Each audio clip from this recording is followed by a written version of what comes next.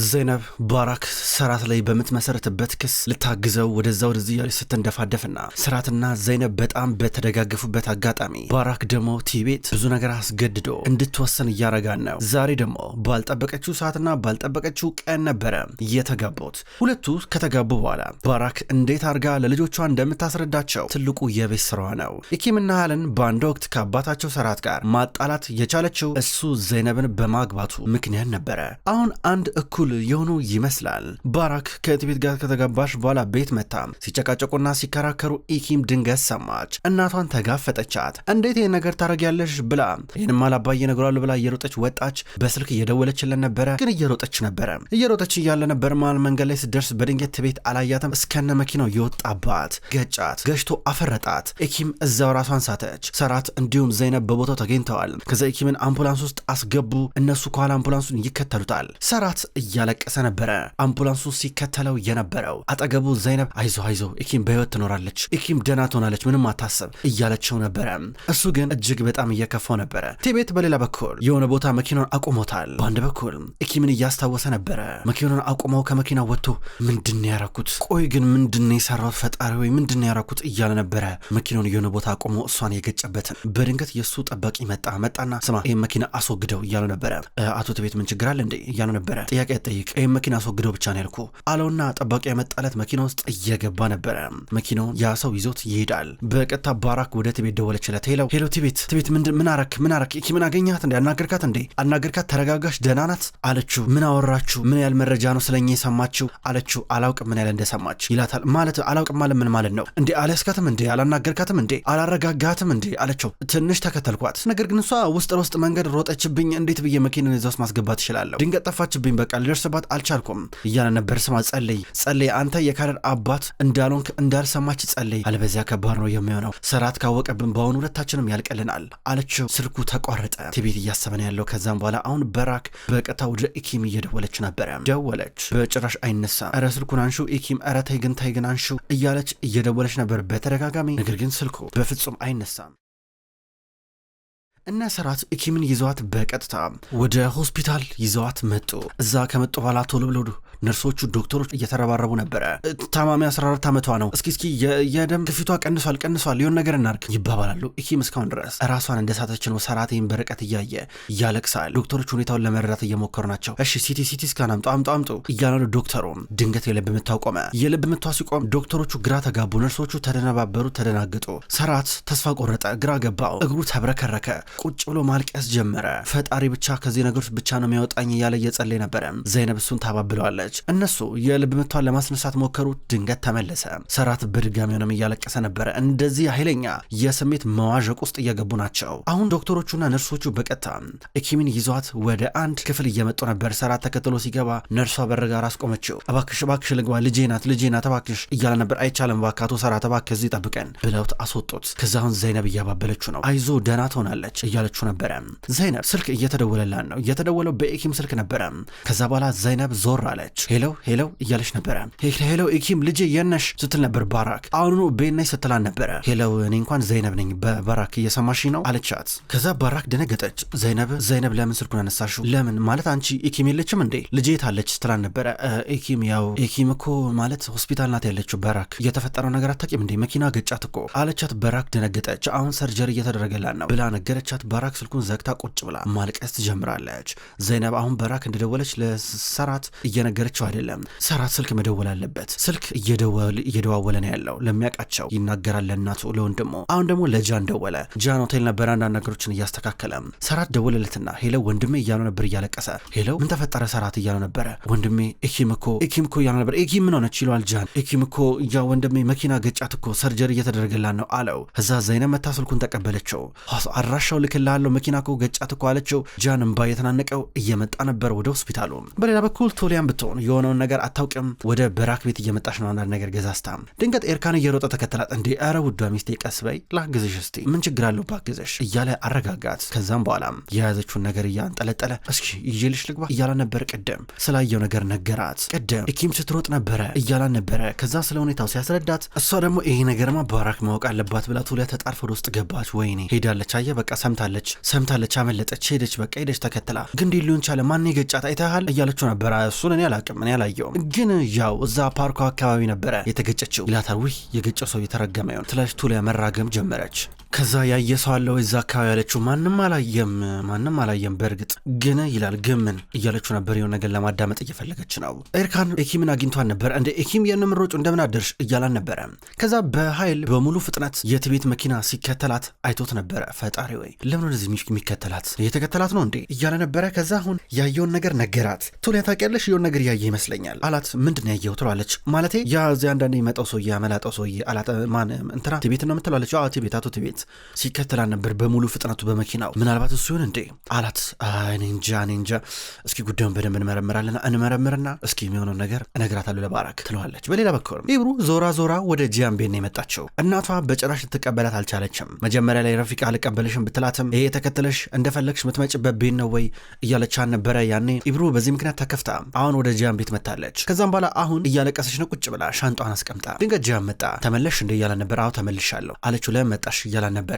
ስለተመለሽ ደስ ብሎኛል ግን ለመጣሽ አላት። እሷ ደግሞ ለፍቅራችን መታገል ስለምፈልግ ነው አለችው። ግንኙነታችን እንደዚህ እንዲሆን አልፈልግም አለችው። ደስ ብሎኛል እያለ ነበር። እንደገና ደግሞ ነገ ትፋታለህ የመጨረሻው የፍቺ ቀን ነው። ከዛኛ ቶሎ እንጋባለን እና ነገሮችን እናስተካክላለን አለችው። ከዛ አዎ እንደዛ ነው የኔ ፍቅር ይላታል። ከዛ ፊቴን ልታጠብ ብላ እየሄደች ነው። ስልኳን ሶፋ ላይ አስቀምጣው። በሌላ በኩል አዝራ ረፊቃን አገኘቻት እያለቀሰች። ምን ተፈጠረ አለቻት። ከዛም በኋላ ረፊቃ የሆነውን ነገር ነገረቻት። ቅድም እኮ ኢብሩ መታ ነበረ እማዬ ወደ ቤት መግባት ፈልጋለሁ ብላይ ነበረ እኔ ግን አልሰማዋትም ላስገባት ፍቃደኛ አልነበርኩም አለቻት። ከዛም በኋላ አዝራ ምን ችግር አለው ደውይላታ ስትላት ነበረ። እኔ እንጃ ስልኬን አታነሳለኝማ አለቻት። ቴክስት ልካላት እንደነበር ግን ነገረቻት። ከዛም በኋላ አዝራ ደግሞ እዚህ ጋር እንዲህ አሪፍ ነው አንቺ መልሰሽ ላኪላት ቴክስት ላኪላት እያለች ስታበረታታት ነበረ። ኧረ አትመልስልኝም ስትላት ነበር። እንዴ አበረታቻት አንቺ አሁንም ቢሆን እንደምትወጃት እንደምትደግፊያት በምንም ጉዳይ ማወቅ አለባት ቶሎ በይ አለቻት። ረፊቃም ይህን የአዝራ ማበረታቻ ሰምታ ቴክስት ላከች። ጃን በሌላ በኩል እሱ አሁን ሶፋ ላይ ተቀምጠዋል። ኢብሩ ልታጠብ ሻንጤንም ልደርድር ድጋሚ ልብሴን ብለው ውስጥ ገብታ ነበረ። ከዛም ድንገት ቴክስቱ ሲገባ አየ። ከዛ ስልኳን አየና ከፈተ። ቴክስቱን አነበበ። የላከችላት ረፊቃ ነበረች። የኔ ልጅ አሁንም ቢሆን በራችን ለአንቺ ክፍት ነው። ቅድም ስለተፈጠረው ነገር በጣም ይቅርታ ስሜቴ ሆኜ ነበር የሚል ነበረ። ጃን ሳቀ። አንቺ ሚጤጥዬ ውሸታ እያለ ቴክስቱን አጠፋው። ከዛ ኢብሩ መጣች። ከመጣሽ በኋላ የኔ ፍቅር ታዲያ አንቺ ማለት ምንም ቢፈጠር ምንም ታፈቅርኛለሻ መቼም ጥለሽኝ አትሄጂማ እያላ ነበር። መቼም አልሄድም እያለችው ነበር። አቀፋት። ለግንኙነታችን ሲባል ብዙ ነገር እናረጋለን ችግር የለም እንፈቷለን ማንፈታው ችግር የለም እያላን ነበረ። በድንገት ስልክ ተደወለለት። የደወለለት ጃን ነበረ። ጃን እናቱን እንዲሁም ሀያልን ይዞ መኪና ውስጥ ወደ ሆስፒታል እየሄደ ነበረ። እዚህ ጋር ጃን ሲደውለት ከኢብሩ ጋር ተቃቅፎ ነበር። በድንገት ስልኩን አነሳ። የምን ሆስፒታል እንዴ ምን ማለት ነው እንዴ ኢኪም ምን ሆነች? እሺ አራሻው ላክልኝ ብሎ ስልኩን ዘጋው። ከዛ ኢብሩ ምን ሆነች ኢኪም እያለ ነበር። ኢኪም መኪና ገጫት በቃ መሄድ አለብኝ እያለ ነበር። በቃ እኔ ልምጣ አለችው። የት ነው የምትሄጂው? ይቅርታ አድርጊልኝና የትም አትሄጂም እያለ ነበረ። እንዴ እህቴ በዚህ ሳለ ከጎኗ ሰው ያስፈልጋታል እኔ አጠገቧ መሆን አለብኝ አለችው። አሳውቅሻለሁ አዲስ ነገር ካለ መምጣት የለብሽም እያለ ነበር። ምን ማለት ነው ጂያን ስለምን ቴንሽን ነው የምታወራው? እኔ ከእህቴ ጎን ነው የምሆነው። በቃ እኔ ሌላ ነገር ምንም አያገባኝም አብረን እንሂድ አለችው። እሺ ቶሎ ለበሽ እሺ ጠብቅሻለሁ እያላን ነበር። ልብሷን ለለብስ ገባች። በሌላ በኩል ሰራትና ዘይነብ ብቻውን ሆስፒታል ናቸው። በድንገት ባራክ መጣች። ሰራት ሊበላ ደረሰ። እንዴት አይነት ደፋር ነሽ እዚህ ድረስ መመጪው እያለን ነበረ። ልጃውን ሰርጀሪ ውስጥ ጥናት ያለችው ልጄ ልትሞት ትችል ነበረ እንዴት ትመጫለሽ እያለን ነበረ። እኔ ልጄን የሚጎዳ ነገር በጭራሽ አላረግም እየሰማኝ ነው ትላለች። ኧረ አታረጊም ታዲያ ልጄ እንደዛ ደንግጣ ስትሮጥ የነበረው ለምንድን ነው ታዲያ? እማዬ ቤትን አገባችሁ ብላይ ነበረ። ልጅህን የሚያስደነግጥ ነገር አድርገሻል። ባለጌ ነሽ በጣም ያሳዝናል። ኢኪም በመኪና ተገጨች በአንቺ ምክንያት ነው። ውጪ ከዚህ እያለ እየጨዋባን ነበረ። እኔ ልጄ መቼም አልተዋትም የፈለግከውን ነገር አርግ ትላለች። በራክ ከዚህ ትወጫለሽ ውጪ ከዚህ እያለ ይጨባታል። ዘይነብ ደግሞ ሰራት በቃ እያለች ትጫለች። እንደው አንቺን ያገባሁበት ቀን የተረገመ ይሁን። እንደው ከዚህ በኋላ እንደው ኢኪምን አሳልፌ ብሰጥሽ አንድም ከዚህ በኋላ ልጆቼ ላንቺ አሳልፌ አልሰጥም እያላን ነበረ። እንዲህ እጁን እያወራጨ ተረጋጋ ሲሉት አልረጋጋም። ለምሮ የምረጋጋው ልጄ ባንቺ ምክንያት ነው የሞተችው እያለ እየጮኸ ነበረ። ሀያል በአንድ በኩል ገና ከመምጣቷ አፏን እያያዘችው ነበረ። ሴቪም ደግሞ ባራክን እያየቻት ደሞውን ምን ጀመርሽ? ደሞውን ምን አጥፍተሽ ነው ትላታለች። እማዬ ሄዳ ቤትን እኮ አገባቸው። ከዛ ኢኪም ደነገጠች። ከዛ ከቤት ወጣ ስትሮጥ መኪና ገጫት። አለባት ሲል ነበረ። ሴቪም ጭንቅላቷን እያዘች ነበረ። አባዬ ኤኪምስ እህቴስ እባክህ ንገረኝ፣ እባክህ የሆነ ነገር በል፣ እየሞተች ነው እንዴ? የሆነ ነገር በል እንጂ እባክህ የሆነ ነገር በል እያለችው ነበረ። ከዛም በኋላ ተቀመጦ ይኸውልሽ ተረጋጊ፣ እግር የለም ተረጋጊ እያለን ነበረ። እሺ እኔ ከሷ ውጭ ምን ማድረግ እችላለሁ? እሷን ካጣው ብላ ሀያል ታለቅሳለች። ሰራት ደግሞ ገና ነው ምንም አልሆነችም እያለ ያባብላታል። ባራክ ጥጓን ይዛ ታለቅሳለች። በሌላ በኩል ሙስጠፋ ቤት እየመጣ ነው። በጠዋት ስራውን አቋርጦ የመጣ ይመስላል። አዝራ ገኘችው። ሙስጠፋ እንኳን ደህና መጣለችው አመሰግናለሁ እያለ ጫማውን እያወለቀ ነበረ። በነገራችን ላይ የገንዘቡን ጉዳይ አስተካክያለሁ፣ የመጀመሪያ ቅድመ ክፍዬ ለቲቤት ነገ ከፍለዋለሁ ይላታል። ገንዘቡን ኬታ መጣ ቀሪውን አለችው። መኪናውን ሸጥኩት አላት። ምን? ኧረ ሙስጠፋ ምን ነካ? አብዳል እንዴ? እሱ እኮ ገንዘብ ገቢ የምታገኙበት ብቸኛ መንገድ እኮ ነው። ምን ልታረግ ነው? መኪናውን ሸጠ አለችው። ሌላ መንገድ እፈልጋለና ሌላ አማራጭ አጥቼ እኮ ነው እያለ ነበረ። እውነቱን ልንገር ቤተሰቦች በጣም ያዝናሉ። እንዴ ብለን እነግራቸው ነው አለችው። እነግራቸዋለሁ የት አሉ እያለ ነበር። ድንገት ሀሪፍና ረፊቃ መጡ። ሙስጠፋ ምን ነው በጊዜ መጣ ችግር አለ እንዴ እያሉ ነበር። ሀሪፍ አይ ዛሬ ያው እያለ የተናገር ነበር። የሆነ ምነግራቸው ነገር አለ ይላቸዋል። ግራ ገባቸው። እርስ በርስ ተያዩ። ምንድነው የምንነግረን እያሉት ነበር። ፍጥጥ ብለው እየተመለከቱት ድንገት በር ተንኳኳ። ቱሊያና ኤርካን ወደ ውስጥ ገቡ። ወይኔ የሆነ ነገር አላወቃችሁም አይደለ? ኢኪም እንዴት ናት? ደህና ናት። ደወላችሁ? ለባራክ እየደወልኩ ነበር አታነሳም። ዘይነብ ጋር ደውሉ እስኪ በጣም ተጨንቀን እኮ ነው ትላችኋለች። ከዛ አዝራ እዚህ ጋር ደግሞ ኢኪም ምን ሆነች ብላ ጠይቃለች። ወይኔ እነሱም አያውቁም ትላለች ቱሊያ። ምን ተፈጠረ ብለው ተራ በተራ ጠይቋት። ኢኪም በመኪና ተገጨች ብላ ነገረቻቸው። ከዛም በኋላ ሙስጠፋ ስልክ እየደወለ ነበር ለዘይነብ። ሄሎ ዘይነብ ኢኪም እኮ በመኪና መገጨቷን አሁን ነበር ያወቅ ነው። እንዴት ናት ብሎ ጠይቃት። አሁን ሰርጀሪ ውስጥ ናት ያለችው ሁኔታዋን እየተከታተልን ነው ብላ ነገረች። የትኛው ሆስፒታል እንምጣ ሲለን ነበር። የትኛው ሆስፒታል ማለት ምን ማለት ነው? ልትመጣ ነው እንዳለችው እንዳትመጣለችው። ለምን እዛ ጂያን ቢኖርም እኔ ምንም እኮ ችግር የለም እኮ ግርግር አልፈጥረም እያላን ነበረ። አንቺን መርዳት ነው ፈልገው አላት። ከዛ በኋላ አይሆንም አለችው። እዚህ ከመጣ በኋላ ትጣላላችሁ። ሰራት ደግሞ እዚህ ጋር መጥፎ ሁኔታ ውስጥ ነው ያለው። ግርግር እንዲፈጠር አልፈልግም አለችው። እሺ እንደዛ ካልሽ ይሁን እሺ ለማንኛውም በቃ እንደዋወላለን አላት። እሺ እኔም ደውላለሁ አለችው። ስልኩ ተዘጋ። ከዛ አሪፍ ምን ተፈጠረ በማለት ጠየቀው። ያው ዘይነብ አትምጣ ነበር ያለችኝ ሲሉ ነበር። ጥሩ ነው እንዳትሄድ እንኳንም እንዳትመጣለች ማለት ደግሞ ዘይድ ልትጣላ ነው እንዴ እያሉ ነበረ። ዘይነብ ልክ ናት እያለ ነበረ። ረፊቃ በቃ እኔ ሄዳለሁ እያለች ነው። እሷ ልትሄድ ነው። ዶክተሮቹ ኢኪምን ቀዶ ሕክምና እያረጓን ነው። ሰርጀሪው አሁንም ቀጥሏል። ነገር ግን ተስፋ እየቆረጡ ናቸው። ምክንያቱም አስቸጋሪ ሁኔታ ውስጥ ገብተዋል። ሰራት የሚያስታውሰው ከሴት ልጅ ጋር አብሮ ሲደንስ ነው። ገና ካሁኑ ኢኪም እየናፈቀችው ነበረ። ውጤት ይጠባበቃሉ። በአንድ በኩል ሀያል እዚህ ጋር እናቷን መሞለጭ ጀመረች።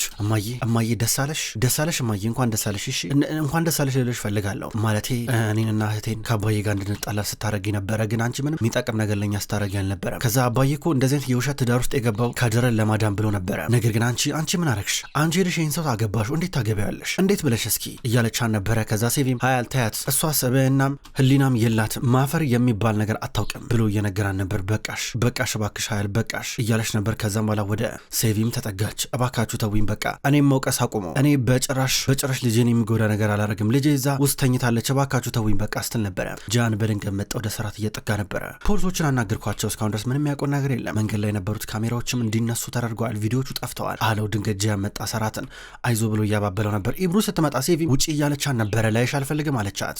ጂያንንም እቺ ልጅ አስወጣልኝ ስትለው ነበረ። ጂያን ደግሞ እናቱን እማየረታይ ግን ታይ እያላን ነበረ። ከዛ ኢብሩ ወደ እህቷ ተጠግታ ወደ ዘይነብ ምን ልርዳሽ አለቻት። ካድር ቤት ውስጥ ብቻዋን ናት እባክሽ አጠገባ ሁኚ አለቻት።